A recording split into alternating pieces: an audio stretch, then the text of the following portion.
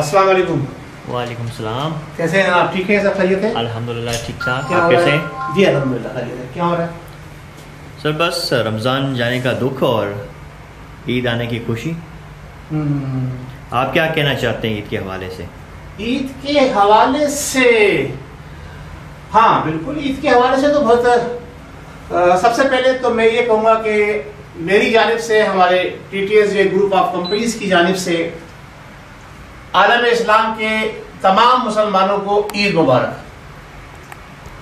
हम Malaysia Kuala Lumpur से अपने तमाम चाहने वालों और आलम इस्लाम के तमाम मुसलमानों को अपने दिल की अथा गहराइयों से ईद मुबारक पेश करते हैं और ईद के इस पुरमसरत मौके पर आप लोगों से गुजारिश करते हैं कि आप अपने उन अहबाब का ख्याल रखें जो उनकी निगाहें आपकी तरफ हैं।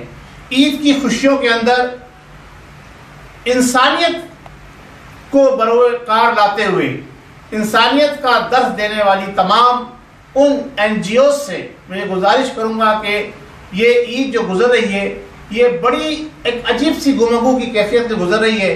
कुछ लोग कोरोना वायरस की वजह से अपने प्यारों को खो चुके हैं, कुछ लोग कारोबारी हालात की वजह से इतने पसमानदगी में चले गए हैं कि ईद का तो बस सिर्फ नाम ही रह गया है।